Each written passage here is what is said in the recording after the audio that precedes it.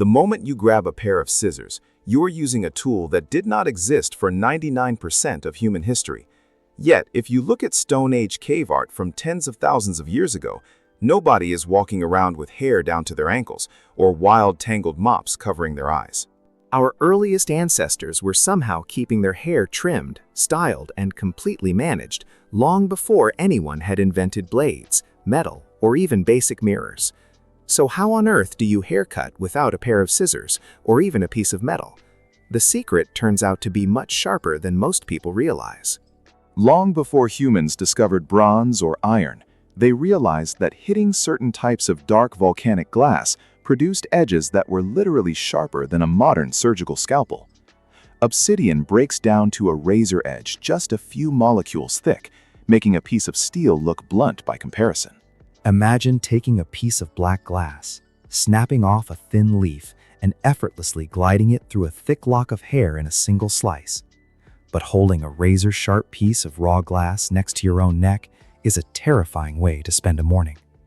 Which brings us to our very first twist. Early humans were not usually sitting around trimming each other's hair for beauty or fashion trends.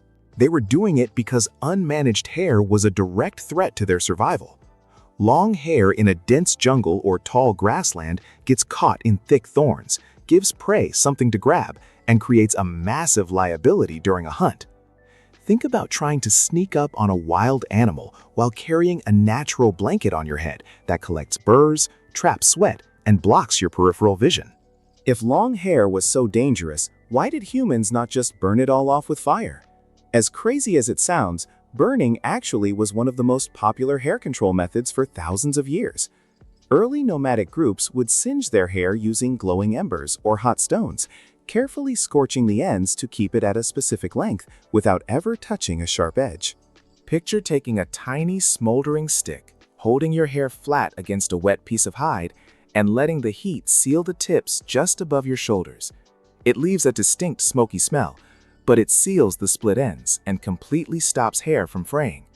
So if fire worked so well, why did every major ancient culture eventually switch back to cutting? Because fire can only shorten hair, but it cannot create control.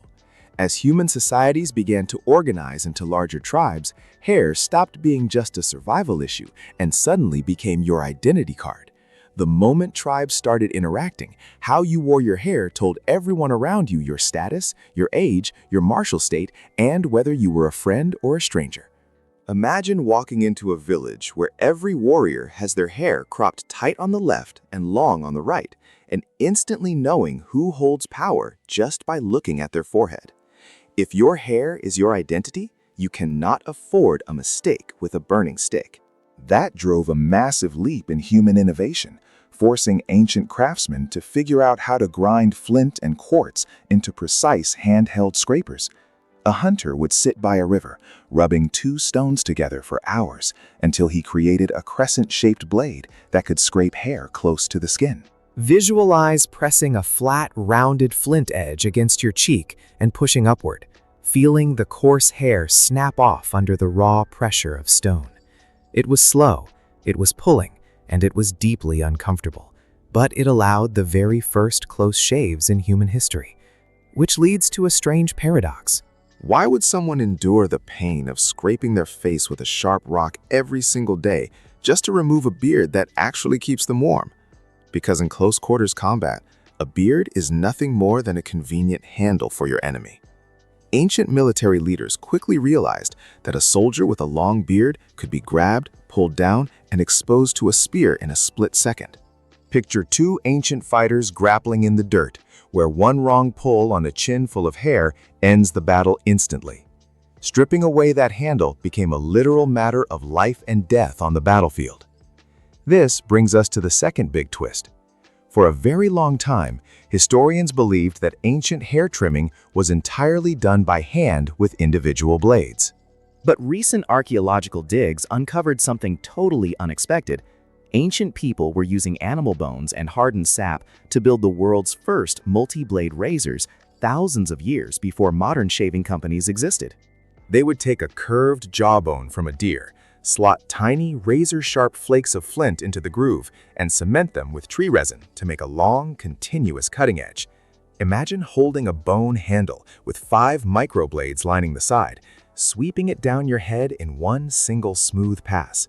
It was faster, smoother, and vastly more efficient than anything a single stone could do.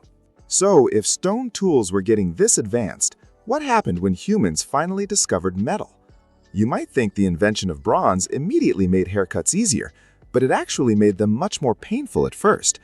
Early bronze blades could hold a shape, but they lost their sharp edge far faster than volcanic glass ever did. Think about trying to cut a thick rope using a butter knife that grows duller with every single stroke. Early metal razors required constant sharpening on flat river stones, meaning most people were essentially pulling their hair out rather than slicing it clean. Yet despite the pain, metal razors spread across the ancient world like wildfire. Why were people so desperate to use metal tools that performed worse than polished glass? Because metal could be bent into new shapes, leading to the invention of spring shears long before modern pivoted scissors were born. Spring shears were a single piece of bronze or iron bent into a U shape, where you squeeze the 2 blades together to make a cut and let the metal spring back open on its own. Picture holding a flexible metal loop in your palm, squeezing your fingers to snap the tips together over a lock of hair.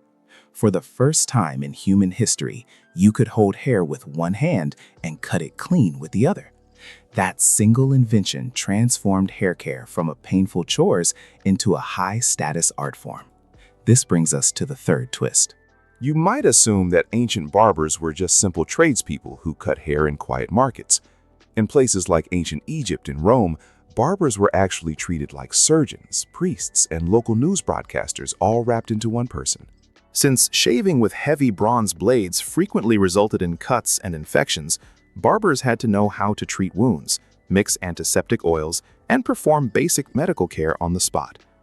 Imagine stepping into an open-air stall where the man shaving your neck is also patching up a cut on your arm and telling you the political gossip from the palace. The barber chair became the absolute center of public life in the ancient world. If barbers were so important, how did poor people or isolated families manage their hair without access to these master craftsmen? In rural areas, hair management returned to extreme simplicity and natural chemistry. Many cultures used thick mixtures of animal fats, wood ash, and lime juice to literally break down the protein in hair so it could be wiped away without a blade. Visualize spreading a coarse gray paste over your head, waiting 20 minutes as it breaks down the strands, and scraping it clean off with a flat wooden spatula. It was the ancient equivalent of chemical hair removal creams, used centuries before modern labs existed. Which brings up another strange paradox. If cutting hair required so much effort, pain, or strange chemical pastes, why did almost no ancient culture just let it grow completely wild? Because wild hair was almost universally associated with madness, exile, or total social isolation. To have styled, trimmed, or managed hair was the ultimate declaration that you belonged to a community and followed its rules. Even the simplest braided bun or cropped fringe proved that someone cared enough about you to spend an hour helping you maintain it. That community aspect is perhaps the most human detail of all. Long before mirrors were widespread, you physically could not cut the back of your own hair with a piece of flint or a bronze spring shear. Picture sitting on a smooth stone at dusk, resting your head as a friend or family member carefully trims your neck using a sharp piece of obsidian. It required total trust, patience, and closeness between 2 people. Here is the final twist that puts our entire modern routine into perspective. We often look back at ancient humans and assume their daily lives were crude, primitive, and completely focused on basic survival. But the extreme effort they poured into shaping stone blades, forging spring shears, and mixing hair pastes proves something else entirely. Self-expression and personal grooming were not luxuries that humans invented after becoming civilized. They were the very things that made us feel civilized in the first place. From volcanic glass to bent iron loops, every cutting tool we ever made was just a way to answer that same basic human urge to control how we present ourselves to the world. If you had to choose right now, Would you trust an ancient barber to give you a haircut using a razor-sharp blade of volcanic glass, or would you stick to glowing embers?